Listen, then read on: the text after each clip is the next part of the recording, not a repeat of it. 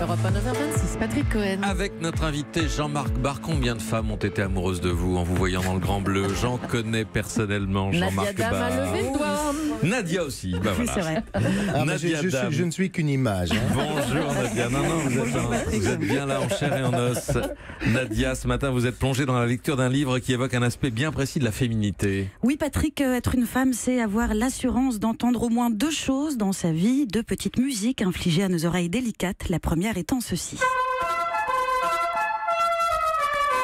Oui. Sont produits par des hommes qui, malgré l'absence de statistiques prouvant que de belles histoires d'amour sont nées de la rencontre fortuite entre une passante et un klaxon, la cucaracha, persistent à tenter leur chance au feu rouge. La deuxième petite musique, c'est la question « Et toi, tu t'y mets quand ?» sous-entendu « Et toi, quand est-ce que tu fais un bébé ?» Question souvent assortie d'un exposé sur l'horloge biologique des femmes, laissant entendre que, passé 35 ans, les ovaires se ratatinent comme des raisins secs ou comme Michel Houellebecq. Et qu'à ce titre, leur corps devient inhospitalier, comprendre inhospitalier à une grossesse. Non, 35 ans, non, Si, c'est si. trop jeune. Ah si, je vous jure, c'est ce qu'on appelle la pression de la maternité. C'est l'injonction faite aux femmes de se reproduire et plus vite que ça et qui repose sur une vérité scientifique et physiologique. C'est vrai que passé 35 ans, la fertilité des femmes commence à chuter, Oui. parfois de manière assez vertigineuse. Mais alors qu'il existe des techniques qui permettraient aux femmes d'avoir un enfant si elles veulent et surtout quand elles le veulent, c'est-à-dire par exemple la conservation des gamètes, la France reste extraordinairement en retard sur le sujet. La procréation médicalement assistée, la PMA, pour les femmes célibataires et les lesbiennes, n'est toujours pas autorisée chez nous. Et cette interdiction pousse donc des milliers de femmes à se rendre à l'étranger pour se faire inséminer ou pour faire congeler leurs ovocytes.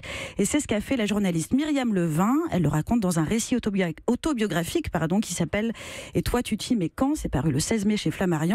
Et dans lequel elle démonte point par point les clichés qui pèsent autour de cette fameuse horloge biologique. L'idée, par exemple, qu'il existerait des PMA de confort. Alors que faire congeler ses ovocytes, se faire inséminer, c'est se délester d'une dizaine de milliers d'euros, subir un certain nombre d'examens médicaux assez lourds. Franchement, quand tu veux un peu de confort, tu t'offres un hammam et un gommage, pas une PMA. Il y a aussi cette idée qu'il y aurait une bonne et une mauvaise manière de tomber enceinte. La bonne serait un coït avec un homme. La mauvaise serait de faire un bébé toute seule, comme dans la chanson, alors qu'on voit pas très bien en quoi un bébé issu d'une levrette claquée dans un Ibisport de Champéret aurait moins de chance dans la vie qu'un bébé né d'une fille. Oh, vous rabaissez tout.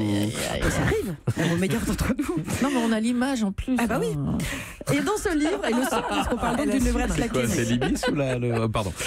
Alors dans ce livre, elle tâche également de démontrer que oui, une femme peut être heureuse sans enfant, qu'on n'est pas incomplète quand on n'a pas d'enfant. Moi j'ai même perdu des trucs en devenant mère, l'insouciance, les nuits de 8 heures, une certaine tonicité de plusieurs parties de mon anatomie.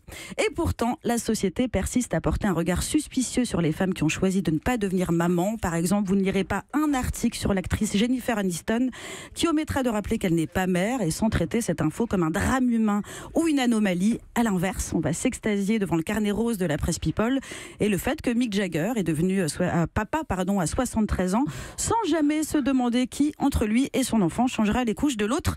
Alors je finirai sur cette note fleurie et raffinée, mais je reparlerai cette semaine de maternité. Fête des mères ce dimanche oblige. À demain. À demain Nadia Dame, si c'est votre générique maintenant. Oui, j'aimerais bien. C'est noté, on va le conserver.